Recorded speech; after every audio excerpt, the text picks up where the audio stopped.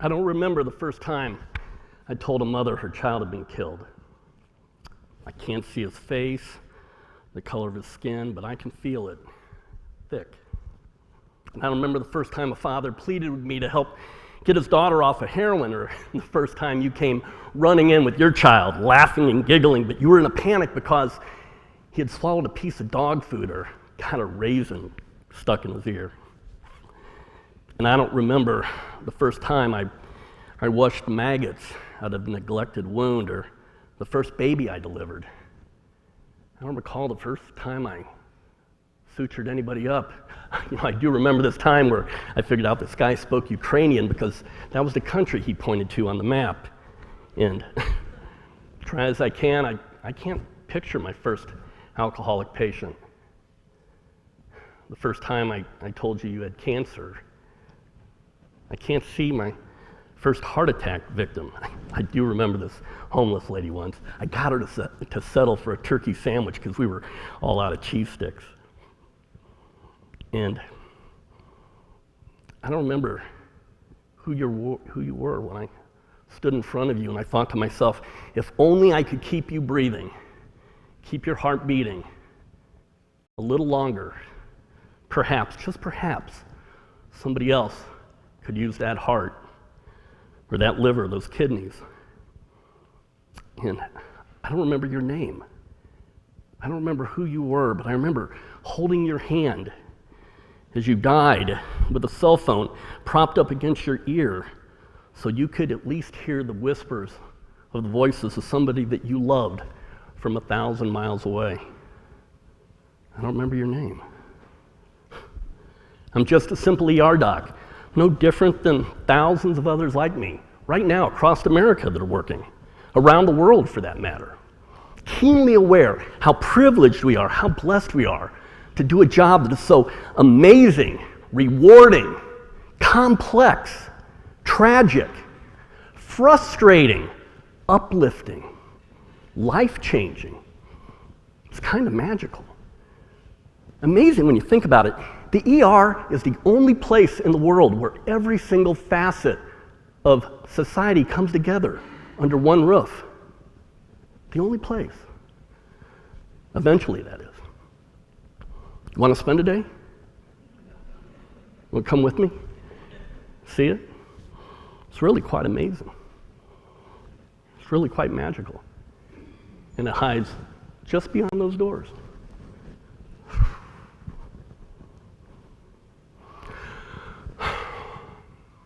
Are you pastoral care, John? Yeah, nice to meet you. Who do we have in the quiet room right now? Only the mother? Only mom? Nobody else? She have any idea? All right. Yeah, no, give me a second. All right, let's go. Ms. Williams, I'm Dr. Profeta. I am so sorry, but Mikey's died. Okay, no, let her fall, it's okay. I know, it's okay. Let her scream, it's all right. I know. I'm gonna be here all day. I'm gonna be right outside this door. This is John, he's from pastoral care. I know.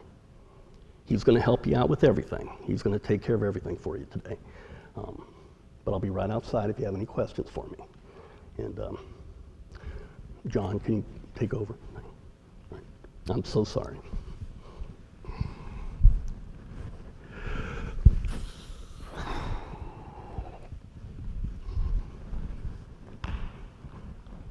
Annie, get back in bed. Come, close that up, close that. Nobody wants to see that. Get back in bed. I know you're God the Redeemer. You've told me 5 times this month alone. You've got to take your meds, Annie. You've got to take your meds. I don't know. I'll look. Maybe we have a turkey sandwich in the nutrition room. I ate a lot of the cheese sticks earlier. I'll check. If we have a Sierra Mist, I'll get you a Sierra Mist. Get back in bed, Annie. You got to take your meds, Annie. You got to take your meds. Well, that's a heck of a cut you got there on your arm. How did it happen? All right, you don't have to tell me. We got to get that sewn up. Not too confident I'm going to be able to save that swastika. Let's see what I can do here.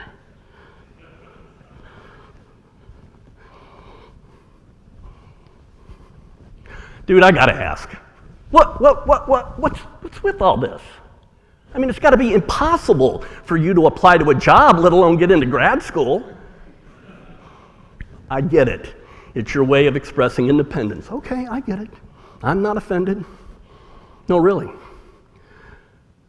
No, besides, I ain't no Russian. Is that what you just said? You do know that swastikas are German. Never mind.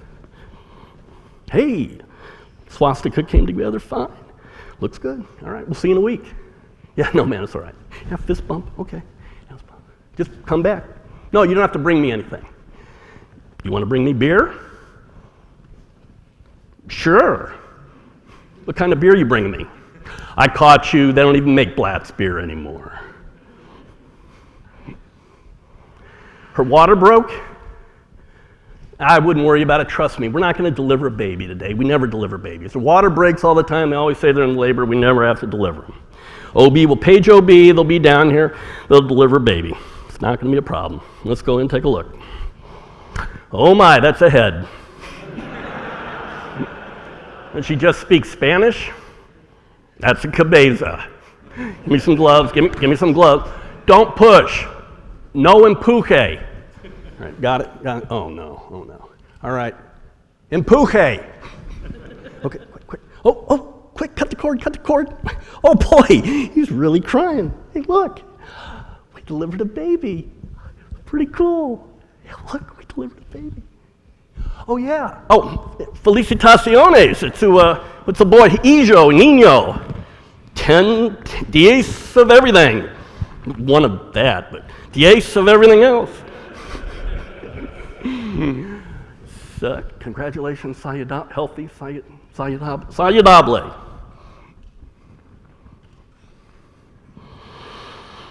I just bought these shoes.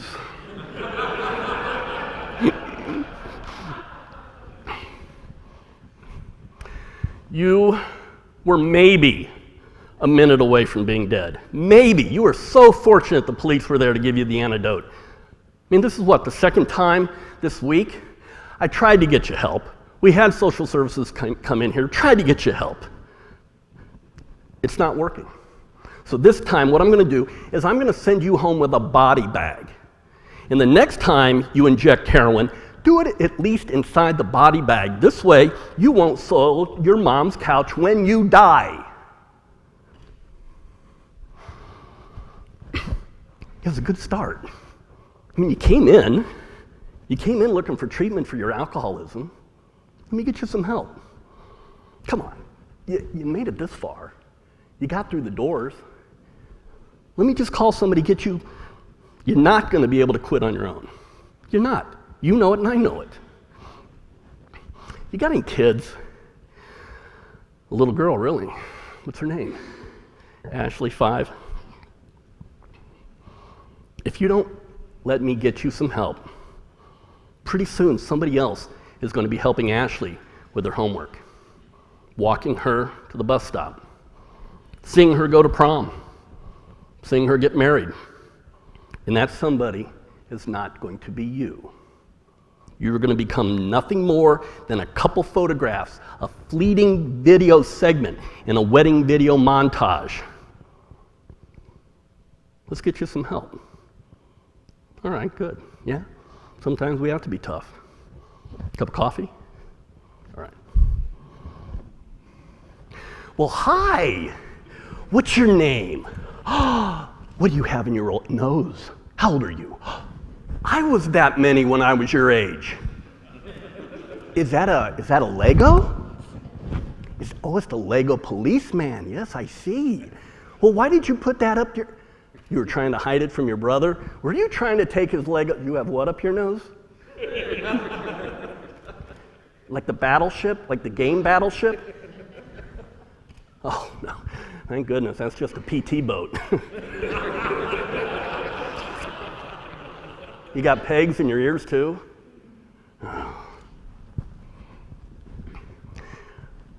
What's he speak?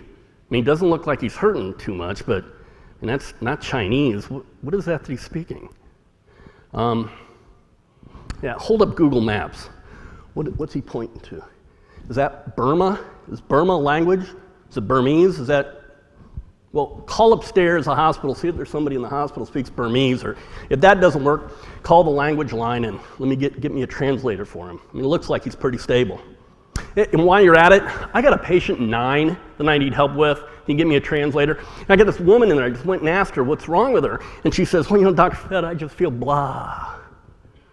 I said, you gotta help me out a little bit.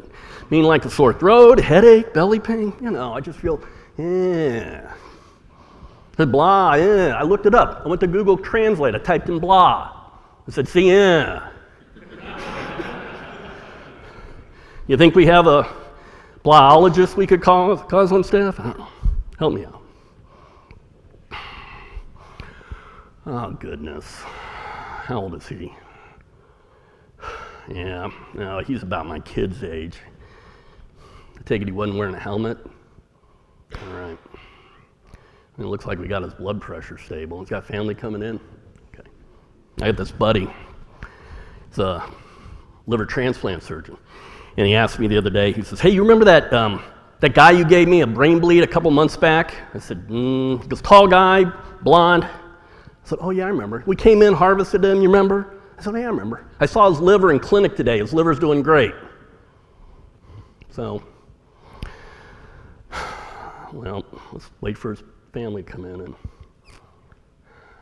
maybe his tragedy, maybe it can be somebody else's salvation.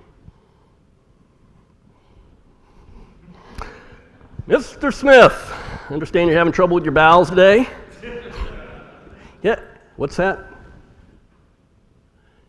Is that a photograph? No, I see it. It's a photograph of your bowels. Yep. No, I don't need the video. They're paging me overhead. I'm going to come out and talk to you a little bit more in just a bit. Don't laugh. Pre-cell phones, Dad had been scooped up and put in Tupperware and brought in. Let me see that EKG. Is that who I think it is?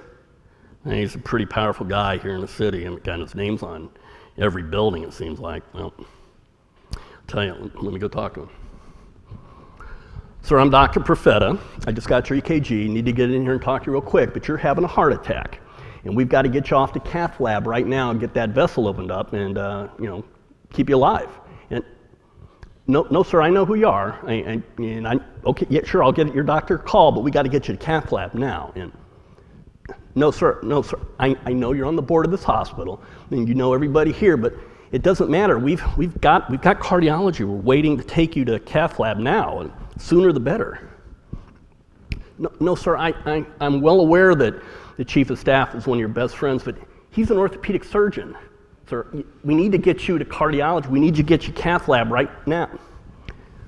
Would you all leave the room for a second?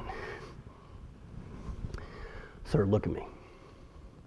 You know, and I know how terrified you are right now. Okay? You're not fooling me. You need to let go. You need me to take over, to be the boss. Let me do my job, because if you don't, you are going to die. All right, good. Okay, guys, quick, get back in here. Give him aspirin, give him Plavix, get him to cath lab before he insists I call the Pope. I got great news, great news. Got your CAT scan back, got your blood work back. I don't see any signs that your cancer is back. No, it's okay, it's all right, sure, it's all right. Okay, it's okay. Yeah, no problem. You're gonna see your grandkids grow up, no worries. You should buy some green bananas just on the way home, see them ripen. You'll be around.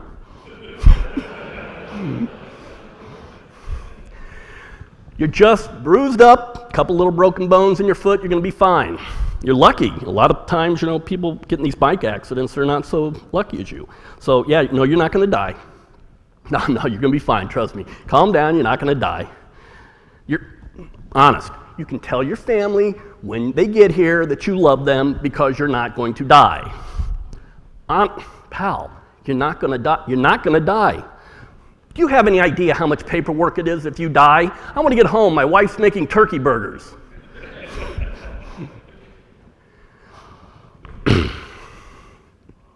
Oh boy, is she pasty. Was she about 90, 95? Yeah. She's from a nursing home. Is there any family here? Nobody in town? I mean, she's, with that blood pressure and that heart rate, she's probably gonna die within the hour. I can't sit in here with her. I got a lot going on out there, and you've got to take care of that motorcycle accident next room over. Hey, you, medical student, come here. What's your name? Sarah? Hey, Sarah, I need you to do me a favor. I need you to come in here and sit with this lady for, well, your shift ends in 10 minutes. No, Sarah, today it doesn't end in 10 minutes. You see this woman sitting here, Sarah? Do you know who that is?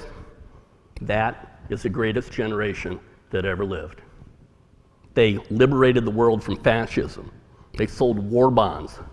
They rationed sugar. They died at Guadalcanal and Iwo Jima and the Ardennes and Omaha Beach. And do you have an iPhone? You know, like one of those apps like Spotify or Pandora. You have Spotify? Okay. I want you to look up something by like Benny Goodman or Glenn Miller, something with a little, but not like, you know, just, I want you to turn it down low, and I want you to come in here, Sarah, and I want you to sit with her for a little while. And I want you to put the phone by her ear, and I want you to hold her hand, and I want you to take care of this little girl. Because, Sarah, that's somebody's little girl. Do you have kids? You will someday. That's somebody's little girl. And I'm going to tell you something, Sarah. She loved that little girl when she was born. And she loved that little girl when she was 5. And when she was 15, well, Sarah, she loved her just as much as when she was 15. And when she was 30, she loved her the same when she was 30 as the day she was born. And when she was 50, the same as when she was 5, and when she was born, and when she was 70, and now that she's 90, she loves her just as much. And she'd fight with God, heaven above, for a chance to come down to earth, Sarah, and to hold her in her arms, and to rock her, and to kiss her cheek, and to hold her tight, and put her face in her hair, and tell her, it's going to be okay. It's going to be okay. You think you can do that, Sarah? Thank you. That's the emergency department. It's what you thought. It's more than just runny noses, sore throats, occasional gunshot wound, the heart attack we see on TV. It's much more than that. It's us. It's an incredible mosaic of the human condition. It's everything we are. It's every emotion you have ever had. It's every emotion you will ever have. It's spiritual. It's mystical. It's complex. It's comical. It's tragic. It's wondrous. But overall, it's magic. It lies just beyond those doors.